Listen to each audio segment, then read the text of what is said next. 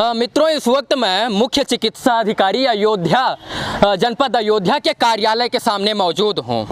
कल एक प्रकरण किया था सीएचसी मिल्कीपुर का, जिसमें स्वास्थ्य पर्यवेक्षक पद पर तैनात दुर्गा प्रसाद यादव फर्जी हैं, ऐसा मैंने प्राप्त जो पत्राचार था उसके माध्यम से मैंने उनसे पूछा कि आप कब पैदा हुए, तो उन्होंने कहा हम पैदा ही नहीं हुए। हमने कहा हमें 2 अभिलेख मिले, आप 1960 में पैदा हुए और 1970 में, तो उन्होंने अपने आप को वहां से निष्कासित किया, उन्होंने कहा हम पैदा ही नहीं हुए हैं। तो आज मैंने भी श्रीमान मुख्य चिकित्सा अधिकारी महोदय जी को एक पत्र ज्ञापित किया और पूछा कि इनके ऊपर जांच कराई जाए, ताकि ये कितने अच्छे हैं, कितने सही हैं, इसका दूध का दूध और पानी का पानी हो जाए।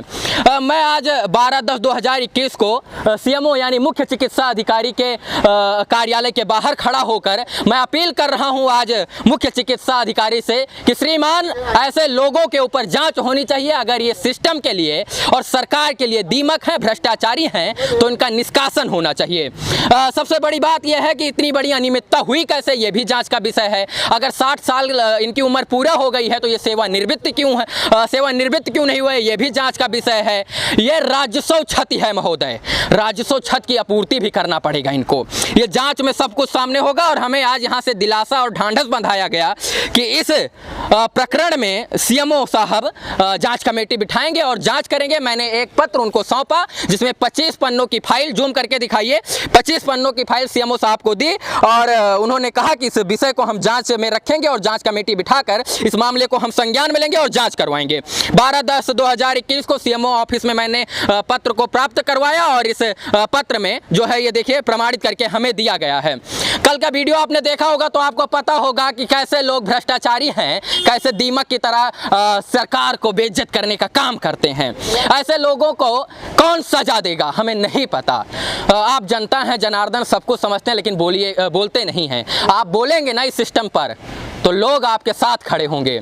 मैं इतना ही कहूँगा, अगर स्वास्थ्य पर्यवेक्षक पद पर तैनात दुर्गा प्रसाद यादव आरोपी हैं तो उनको सजा मिलनी चाहिए, उनके ऊपर जांच होनी चाहिए। और आज मैं इस मामले में सीएमओ साहब को तलब किया है मैंने, और इस मामले में मैं अगर यहाँ से कार्रवाई नहीं होती तो मुख्यमंत्री योगी आदित्यनाथ जी के आवास पर भी जाकर मैं इस मामले को उठाऊंगा और ये मुहिम अब निरंतर चालू रहेगी। क्योंकि मैं बता रहा हूँ कल से कि ये लोग सिस्टम और सरकार के लिए भ्रष्टाचारी होकर दीमक का काम करते हैं और ये खा लेते हैं और अंदर ही अंदर पता नहीं चलता। एक बड़ा प्रकरण आपको दोहराना चाहेंगे। प्राप्त आरटीआई के माध्यम से दुर्गा प्रसाद यादव जी की अंक पत्र के हिसाब से वो 1960 में पैदा हुए, दूसरी बार 1970 में फिर पैदा हुए और 1981 में उन्होंने नौकरी कर ली, यानी सेवा में आ गए। तो जांच का विषय यह है कि अगर 70 में पैदा हुए तो 81 में कैसे नौकरी पा गए, यानी क्या कलयुग में अर्जुन पुत्र एकलव्य बना जा सकता है? गर्भ में ही सारा चीज सीख लिया जाए, 11 साल में नौकरी कैसे?